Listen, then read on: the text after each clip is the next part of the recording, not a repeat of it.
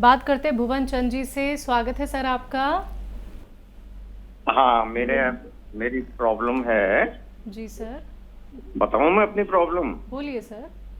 हाँ, मेरे को यूरिनरी प्रॉब्लम है। एक दफे एक्सीडेंट होने के बाद आज से 40 साल पहले 80s में, बिगनिंग 80 में एक्सीडेंट हो गया था। हाँ, हेलो। जी जी। हाँ, उसके बाद में बहुत रिपीटेड सर्जरीज हुई। जी बोलते रहिए। हाँ, भुवन सर, आप ना टीवी मत सुनिए प्लीज, आप अपनी पूरी बात कह लीजिए। अच्छा ठीक है ठीक है। हाँ, और उसके बाद में अब यूरिथ्रा कंस्ट्रक्ट की हुई भी है। उसमें कुछ गांठें हो गई हैं जिनको स्ट्रक्चर कहते हैं। उससे मुझे यूरिन पास करने में दिक्कत होती है।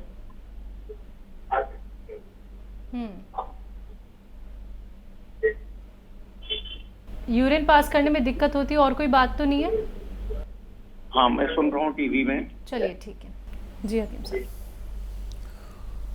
हाँ देखिए, अपना बहुत ख्याल रखा करिए। और गांठें अगर बढ़ नहीं रही हैं आपकी तो बहुत अच्छी बात है। अगर ये बढ़ रही हैं तो इनका ऑपरेशन कराना ज़रूरी है, नहीं तो ये फिर पेशाब को रोक सकती हैं। और अगर ये एक जगह पर रुकी हुई हैं तो आपको कोई ख़तरा नहीं है। ये उपचार के ज़रिए कम भी हो सकती हैं और ख़त्म भी हो सकती हैं। एलोपैथिक इलाज भी लें। और सौंफ उबालें। सौंफ 4 चम्मच सौंफ उबालें और उसका पानी एक गिलास में छान लें। और ये छना हुआ पानी में 2 चुटकी नमक ज़ैतून और 2 चुटकी खाने का सोडा मिलाकर रोज़ाना 1 बार या 2 बार पी लिया करिए। आपको फ़ायदा होना मुमकिन है। जी, जबलपुर से हैं यज्ञ नारायण जी, स्वागत है आपका। जी जी सर। ये काला गोंद हमें अगर मंगवाना है। सर आप लाइन पे हैं? चलिए, शायद आपकी कॉल डिस्कनेक्ट हो गई है। आप फिर से कॉल ट्राई कर लीजिएगा। अगर कार्यक्रम में कॉल नहीं लगती है तो आप लोगों की सुविधा के लिए हेल्पलाइन नंबर 24 आवर्स अवेलेबल है। आप जब चाहें तब आप कांटेक्ट कर सकते हैं। दर्शकों, ये बात समझनी बहुत ज़रूरी है कि जो हम नुस्खे बताते हैं, जो हम यूनानी ट्रीटमेंट आपको बताते हैं, वो कहीं ना कहीं आप बहुत देर में इस्तेमाल करते हैं क्योंकि आप उन ट्रीटमेंट की तरफ जल्दी जाते हैं जो आपको जल्दी से रिलीफ दे दें और आप बहुत अच्छे हो जाएं।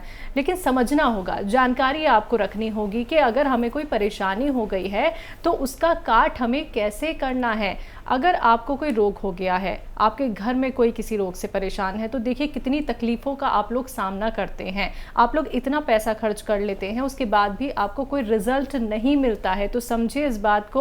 इत्मीनान का ट्रीटमेंट ज़रूर है, सब्र वाला ट्रीटमेंट ज़रूर है, लेकिन आपको यूनानी ट्रीटमेंट, घरेलू नुस्खे बहुत बेहतर, बहुत अच्छे कर सकते हैं। क्या पता आपका जो बहुत बड़ा रोग हो वो भी ठीक हो जाए, लेकिन यकीन और विश्वास सिर्फ और सिर्फ आप ही को करना होगा। हकीम साहब, अभी जब मैं इंटरव्यू के लिए गई थी तो मैं जिक्र करना चाहूँगी, भोपाल की बात करूँगी। एक मरीज़ थे जिनके पूरे शरीर पे हकीम साहब काले काले धब्बे। हम उनका इंटरव्यू भी लेके आए हैं और उनका प्रॉपर हमने वीडियो बनाया है। मतलब गले से लेकर पैर तक है। वो लोगों से बचते थे मिलने से, क्योंकि कई बार लोगों को लगता है कि छुआछूत की बीमारी तो नहीं हो जाएगी, लेकिन तब भी वो उन्होंने हिम्मत रखी और आपके नुस्खों का इस्तेमाल किया। लेकिन उनका ये कहना है कि जब कोरोना का टाइम आया था तो उन्होंने जो वो इंजेक्शन लगवाया था उसकी वजह से उन्हें हुआ है। तो क्या इस बात में भी सच्चाई है कि उसकी वजह से भी लोगों को साइड इफ़ेक्ट्स हुए हैं? और देखिए, साइड इफ़ेक्ट तो हुए हैं और आज तक हो रहे हैं। वो वैक्सीन से। जी जी जी। आपने देखा होगा कि पहले कभी ऐसा नहीं होता था कि जवान आदमी है और उसको अटैक हुआ और मर गया जी। या ब्रेन अटैक हुआ या दिल का दौरा पड़ा और मर गया। पहले ऐसा कभी होता नहीं था आमतौर पर। जी। अब हर गांव, हर शहर में, हर मोहल्ले में आम तौर पर ये हो रहा है कि बैठे बैठे आदमी जवान है, अटैक आया और ख़त्म हो गया।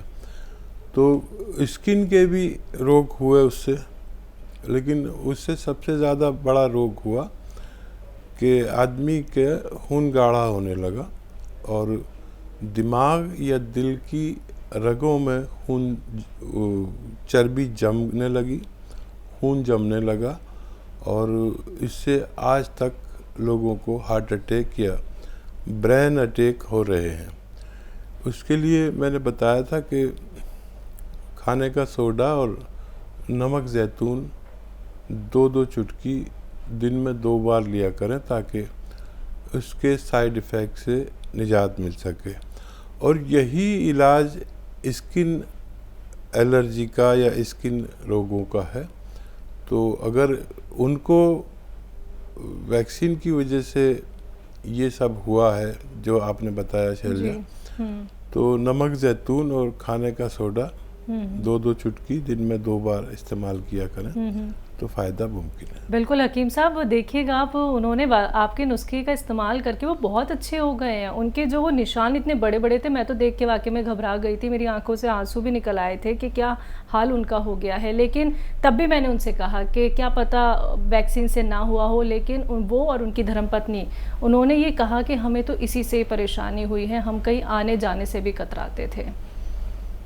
हाँ, तो क्योंकि पूरे जिस्म पर है, तो अगर आपको फ़ायदा हुआ है तो और भी फ़ायदा हो सकता है। कुछ बीमारियां हमारे शरीर से जाने में थोड़ा वक्त लेती हैं। अगर आपको थोड़ा सा भी फ़ायदा है तो फिर आप इत्मीनान रखिए, लगातार इलाज करिए, भगवान आपको अच्छा कर सकते हैं। बिल्कुल। तो दर्शकों देखिए, तभी मैं आपसे बोल रही हूँ कि आप YouTube चैनल पे जाके वो इंटरव्यूज़ देखिए जो हम लोगों के घर जाके उनसे मुलाकात करके उनकी सेहत का हाल जान के आए हैं। क्योंकि इतनी बड़ी बड़ी बीमारियाँ हमने देखी हैं जिन पे सिर्फ अगर बातचीत की जाए तो बहुत कम होगी। वो रियलिटी आप लोग देखिए, वो सच्चाई आप लोग देखिए, ज़मीनी हकीकत हम देख के आए हैं कि लोग परेशान हैं बीमारियों से, हताश हो चुके हैं दवाइयाँ खा खा के, बस उन्हें एक उपचार चाहिए कि वो कैसे न कैसे ठीक हो जाए। तो जुड़िए आप लोग भी घरेलू नुस्खों से, यूनानी ट्रीटमेंट से हकीम साहब से बात कर सकते हैं। तुरंत फ़ोन उठा लीजिए, नंबर्स पे कॉल कीजिए जो आपके सामने आपकी टीवी स्क्रीन पे लगातार दिखाए जा रहे हैं। अगर कार्यक्रम में कॉल नहीं लगती है तो अब लाइव स्ट्रीमिंग हकीम साहब के शो की YouTube चैनल पे भी आने लगी है, तो आप वहाँ पे भी अपने तमाम सवाल कर सकते हैं किसी भी रोग से जुड़ा हुआ। हकीम साहब, अब मैं बात करूँगी जामुन के गोंद के बारे में। शुगर के पेशेंट की तादाद बढ़ तो रही है, घर घर में है। जामुन का गोंद जब हम लें, एक तो कितनी मात्रा में लेनी चाहिए, और जो हम शुगर की पहले से ही दवाइयाँ खा रहे हैं क्या वो भी साथ साथ खा सकते हैं? और जो लोग इंसुलिन ले रहे हैं तो क्या उनकी वो इंसुलिन छूट सकती है?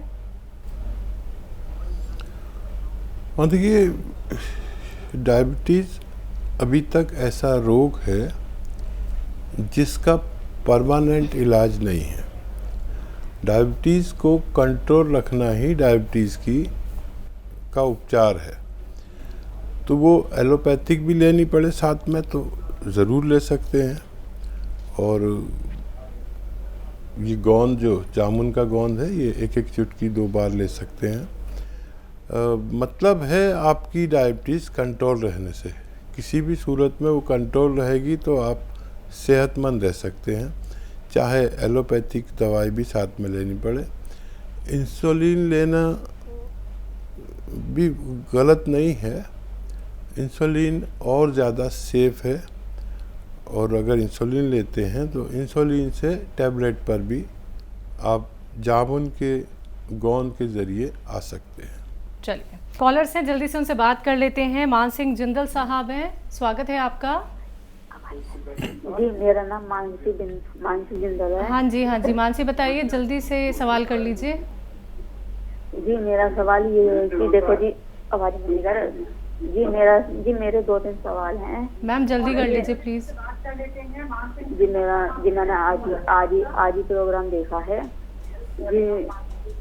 जी, मेरी पहली परेशानी ये है कि जी बचपन से ही मेरी आंखों में परेशानी है, मतलब तिरछापन है, बैंगापन। ठीक है। डॉक्टर द्वारा बताया गया है कि आंखों का नसों का खून का जूस चलना बंद हो गया है।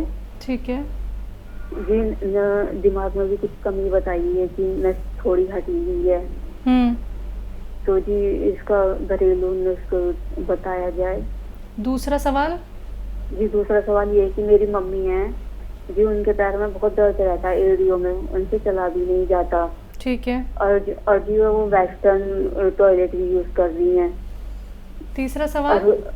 जी मेरी मम्मी के शुगर भी है, बीपी भी है, तो उस हिसाब से घरेलू नुस्खों द्वारा बताया जाए। चौथा सवाल? जी मेरा तीसरा सवाल ये है कि जी जैसे मतलब हस्बैंड वाइफ में रिलेशनशिप द्वारा नहीं हो पाता, हस्बैंड का मन हट जाता है, मतलब जैसे डॉक्टर ने 5 दिन की दवाई दी, दवाई खाने के बाद, एक बेबी होने के बाद फिर कुछ नहीं हो पाता, उनका मन हट ही जाता है, तो जी इसके लिए कुछ घरेलू नुस्खे बताया जाए। ठीक है।